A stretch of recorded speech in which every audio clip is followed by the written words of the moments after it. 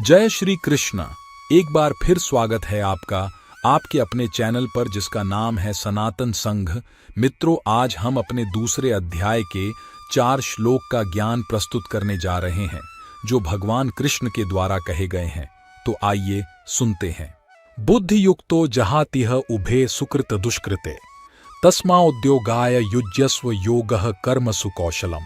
श्री कृष्ण कहते हैं, जो व्यक्ति आसक्ति के बिना विवेक पूर्वक कर्म विज्ञान का अभ्यास करता है वह इसी जीवन में अच्छी और बुरी दोनों प्रतिक्रियाओं से छुटकारा पा सकता है।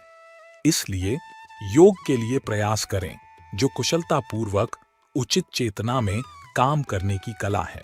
कर्म योग के विज्ञान को सुनकर लोगों को अक्सर आश्चर्य होता है कि यदि वे परिणामों के प्रति आसक्ति छोड़ देंगे तो क्या उनका प्रदर्शन कम हो जाएगा। श्री कृष्ण बताते हैं कि व्यक्तिगत प्रेरणा के बिना काम करने से हमारे काम की गुणवत्ता कम नहीं होती है, बल्कि हम पहले से भी अधिक कुशल हो जाते हैं। एक ईमानदार सर्जन के उदाहरण पर विचार करें जो लोगों का ऑपरेशन करते समय उन्हें अपने चाकू से काट देता है। वह संभाव से अपना कर्तव्य निभाता है और चाहे रोगी जीवित रहे या मर जाए उसे कोई चिंता नहीं होती। ऐसा इसलिए है क्योंकि वह केवल अपना कर्तव्य निःस्वार्थ भाव से अपनी सर्वोत्तम क्षमता से कर रहा है और परिणामों से जुड़ा नहीं है।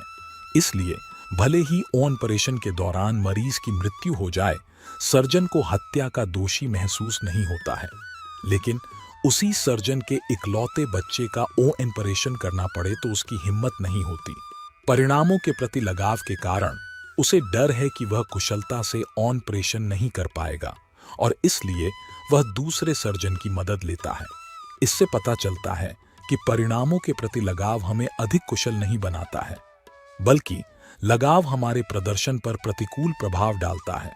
इसके बजाय यदि हम लगाव के बिना काम करते हैं तो हम घबराहट, डर, तनाव या उत्साहित महसूस किए बिना अपने अधिकतम कौशल स्तर पर ऐसा कर सकते हैं। इसी तरह अर्जुन का व्यक्तिगत उदाहरण भी इस बात को दर्शाता है कि फलों के प्रति आसक्ति छोड़ने से प्रदर्शन पर कोई प्रतिकूल प्रभाव नहीं पड़ता है। भगवद गीता सुनने से पहले उसने राज्य जीतने की इच्छा से युद्ध में शामिल होने का इरादा किया था। श्री कृष्ण से भगवद गीता सुनने के बाद वह इसलिए लड़ रहा था क्योंकि यह भगवान के प्रति उसका कर्तव्य था और श्री कृष्ण इससे प्रसन्न होंगे। वह अभी भी एक योद्धा था, हालांकि उनकी आंतरिक प्रेरणा बदल गई थी। यह तथ्य कि उन्होंने बिना किसी लगाव के अपना कर्तव्य निभाया उन्हें पहले से कम सक्षम नहीं बनाता। वास्तव में उन्होंने अधिक प्रेरणा के साथ संघर्ष किया क्योंकि उनका कार्य सीधे तौर पर ईश्वर की सेवा में था। कर्मजम बुद्धियुक्ता ही फलं त्यक्त्वा मनुष्येण जन्म बंध विनिर्मुक्ता पदं गच्छन्त्यनामयम्।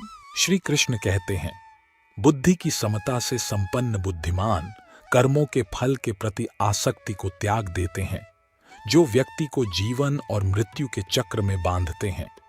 ऐसी चेतना में कार्य करके वे सभी कष्टों से परे की स्थिति प्राप्त कर लेते हैं।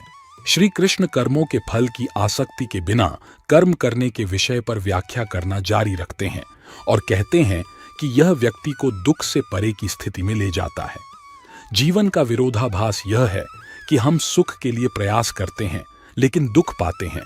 हम प्यार की चाहत रखते हैं लेकिन हमें निराशा मिलती है। हम जीवन की लालसा रखते हैं लेकिन जानते हैं कि हम हर पल मृत्यु की ओर बढ़ रहे हैं। भागवत में कहा गया है, सुखाय कर्माणि करोति लोको न तय सुखम वान्यादुपराम व विंदेत भूयस्तत् एव दुःखं यद अत्र युक्तम भगवान वदेन न। प्रत्येक मनुष्य खुशी पाने के लिए सकाम कार्यों में संलग्न रहता है लेकिन उसे कोई संतुष्टि नहीं मिलती है। इसके बजाय ये गतिविधियां केवल दुख को बढ़ाती हैं। परिणाम स्वरूप व्यावहारिक रूप से इस दुनिया में हर कोई दुखी है। कुछ लोग अपने शरीर और मन के दुखों से पीड़ित होते हैं। दूसरों को उनके परिवार के सदस्यों और रिश्तेदारों द्वारा पीड़ा दी जाती है। कुछ लोग धन की कमी और जीवन की आवश्यकताओं की कमी से पीड़ित हैं। भौतिक सोच वाले लोग जानते हैं कि वे दुखी हैं, लेकिन वे सोचते हैं कि उनसे आगे रहने वाले अन्य लोग खुश होंगे और इसलिए वे भौतिक विकास की दिशा में भागते रहते हैं। यह अंधी खोज कई जन्मों से चल रही है और फिर भी सुख के दर्शन नहीं हो रहे हैं। अब यदि लोग यह महसूस कर सकें कि सकाम कार्यों में संलग्न होकर किसी ने कभी खुशी हासिल नहीं की है, तो वे समझ जाएंगे कि जिस दिशा में वे भाग रहे हैं वह व्यर्थ है और वे आध्यात्मिक जीवन की ओर यू टर्न लेने के बारे में सोचेंगे। जिनकी बुद्धि आध्यात्मिक ज्ञान से स्थिर हो गई है, वे समझते हैं कि भगवान हर चीज के परम भोक्ता हैं। परिणाम स्वरूप वे अपने कर्मों के फल के प्रति आसक्ति को त्याग देते हैं, उन्हें सब कुछ अर्पित कर देते हैं और जो कुछ भी उनके प्रसाद दया के रूप में आता है उसे शांति से स्वीकार करते हैं। ऐसा करने पर उनके कार्य कर्म प्रतिक्रियाओं से मुक्त हो जाते हैं जो व्यक्ति को जीवन और मृत्यु के चक्र में बांधते हैं। यदा ते मोहकलिलम बुद्धिर्व्यतितृष्यति तदा गणतासी निर्वेदम श्रोतव्यस्य श्रुतस्य च। श्री कृष्ण कहते हैं, जब आपकी बुद्धि भ्रम के दलदल को पार कर जाती है, तब आप जो सुना गया है और जो अभी तक सुना जाना बाकी है, इस दुनिया और अगले में भोगों के बारे में के प्रति उदासीनता प्राप्त कर लेंगे। श्री कृष्ण ने पहले कहा था कि जो लोग सांसारिक भोग से जुड़े होते हैं वे वेदों के पुष्प शब्दों से आकर्षित होते हैं, जो सांसारिक ऐश्वर्य प्राप्त करने और दिव्य निवास प्राप्त करने के लिए आडंबरपूर्ण अनुष्ठानों का प्रचार करते हैं। हालांकि जिसकी बुद्धि आध्यात्मिक ज्ञान से प्रकाशित है, वह अब भौतिक इंद्रिय सुखों की तलाश नहीं करता है, यह जानते हुए कि वे दुख के अग्रदूत हैं। ऐसे व्यक्ति की वैदिक अनुष्ठानों में रुचि समाप्त हो जाती है। मुंडकोपनिषद में कहा गया है, परीक्ष्य लोकान कर्मचितान ब्राह्मणों निर्वेदमयन्नस्त्य कृतः कृतेन। तत्वदर्शी संत वैदिक अनुष्ठानों से परे चले जाते हैं, यह समझने के बाद कि इस जीवन में और दिव्य निवासों में सकाम कर्मों से जो सुख प्राप्त होता है वह अस्थाई और दुख के साथ मिश्रित होता है। श्रुति विप्रतिपन्नते यदा स्थास्यति निश्चला समाधावचला बुद्धिस्तदा योगम वाप्स्यसि। श्री कृष्ण कहते हैं, जब आपकी बुद्धि वेदों के सकाम खंडों से आकर्षित होना बंद कर देगी और दिव्य चेतना में स्थिर रहेगी, तब आप पूर्ण योग की स्थिति प्राप्त कर लेंगे। जैसे जैसे साधक आध्यात्मिक पथ पर आगे बढ़ते हैं, उनके मन में भगवान के साथ उनका रिश्ता मजबूत होता जाता है। उस समय उन्हें लगता है कि जो वैदिक अनुष्ठान वे पहले कर रहे थे वे बोझिल और समय लेने वाले हैं। फिर उन्हें आश्चर्य होता है कि क्या वे अपनी भक्ति के साथ साथ अनुष्ठान करते रहने के लिए बाध्य हैं, और यदि वे अनुष्ठान को अस्वीकार करते हैं और खुद को पूरी तरह से अपनी साधना के लिए समर्पित करते हैं, तो क्या वे अपराध करेंगे?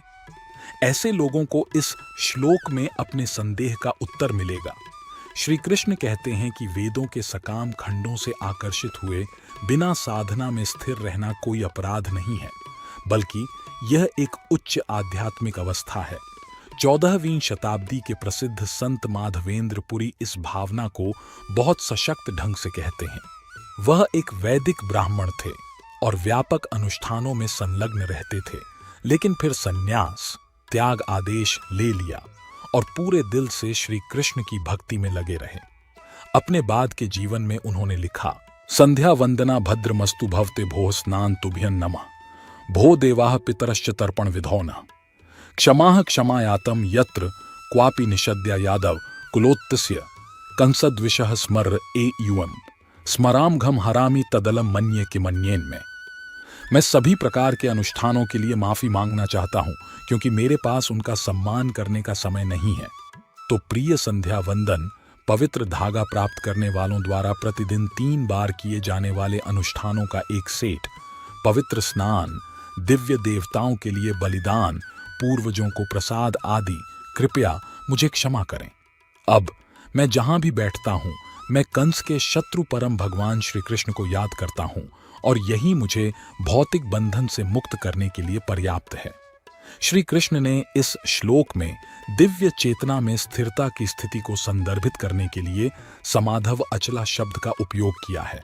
समाधि शब्द का निर्माण सैम संतुलन और धी बुद्धि धातुओं से हुआ है, जिसका अर्थ है बुद्धि के पूर्ण संतुलन की स्थिति।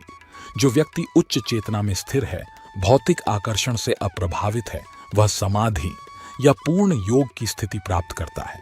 तो मित्रों, आशा है कि आपको इस अध्याय के चारों श्लोक का ज्ञान प्राप्त हो गया होगा। और अगर आपको वीडियो पसंद आया है तो वीडियो को लाइक और शेयर करें और साथ ही अपने इस चैनल को सब्सक्राइब करें। मिलते हैं अपने अगले वीडियो में कुछ नए श्लोकों के साथ। तब तक के लिए जय श्री कृष्णा।